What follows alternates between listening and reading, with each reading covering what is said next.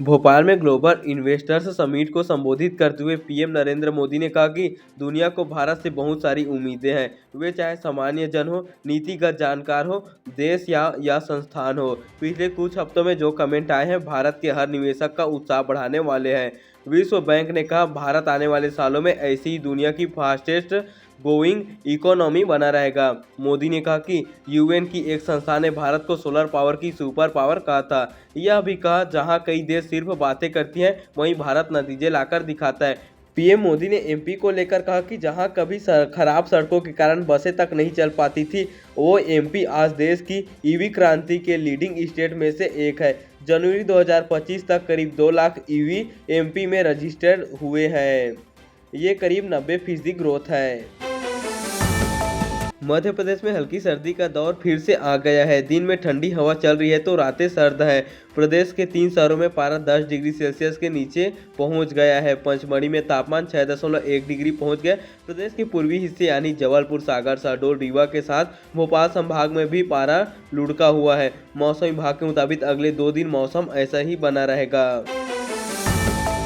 रीवा में घरों पर बुलडोजर चला, सड़क पर 40 परिवार। लोग बोले नोटिस तक नहीं दिया गया, बच्चों की परीक्षाएं तो हो जाने देते। मैं अपने 2 साल के बच्चे को लेकर सड़क किनारे बैठ रही हूँ। सिर पर छत नहीं, जेसीबी से अचानक घर तोड़ दिया गया, सामान निकालने तक का मौका नहीं दिया गया। हमने हाथ पैर भी जोड़े, कहा कुछ तो रहम करो, कम से कम 2-3 दिन का जहां मोहलत तो दे दो। सोचने तक का मोहलत जहां नहीं दिया गया। यह दर्द उस महिला का है जिसका घर, जो कि रीवा नगर निगम टीम ने बिना किसी लिखित नोटिस जारी किए जो कि घर को ढहा दिया। असियाना उजड़ने के बाद वह परिवार समेत सड़क पर गुजारा करने को जहां मजबूर है। महिलाओं का कहना है कि बच्चों की एग्जाम तो हो जाने देते, अब बच्चे कहां पढ़ेंगे। रीवा शहर के चिरहुल्ला कॉलोनी में नगर निगम ने सड़क किनारे बने 40 घरों को गिराने की कार्रवाई की है। उमरिया जिले के आयुष औषधालय में पिछले 4 महीनों से आयुर्वेदिक दवाओं की कमी है। मरीजों को बुनियादी दवाएं तक नहीं मिल पा रही हैं। औषधालय में दर्द निवारक तेल, गूगल और पेट की दवाई नहीं है। विशेष ओपीडी आने वाले पाइल्स और अन्य बीमारियों के मरीज बिना दवा के वापस जा रहे हैं। प्रदेश सरकार स्वास्थ्य सुविधाओं को बेहतर बनाने का दावा कर रही है, इसके बावजूद दवाओं की कमी से मरीजों को परेशानी का सामना करना पड़ रहा है। जबलपुर में 2 घंटे में 2 बड़े जहां सड़क हादसे हो गए। इन हादसों में 8 लोगों की मौत हो गई, 3 लोग गंभीर रूप से घायल हैं। सभी लोग प्रयागराज महाकुंभ से स्नान कर लौट रहे थे।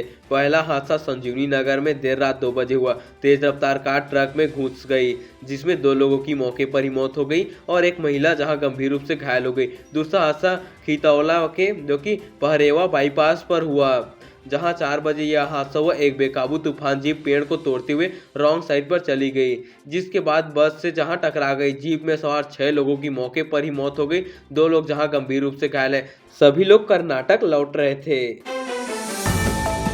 प्रदेश सरकार ने किसानों के लिए गेहूं खरीदी की प्रक्रिया को सरल बना दिया है। रबी विपणन वर्ष में समर्थन मूल्य पर गेहूं की खरीदी 1 मार्च से शुरू होगी।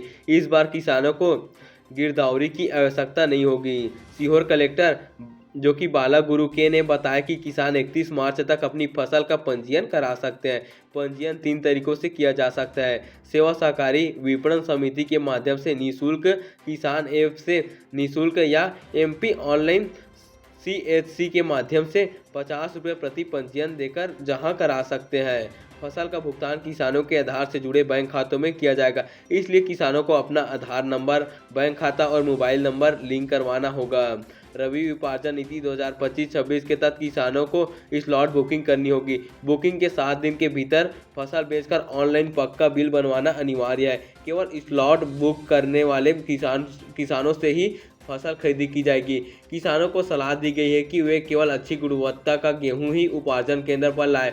फसल को कचरा और मिट्टी से साफ करके उपार्जन केंद्र पर पहुंचाएं।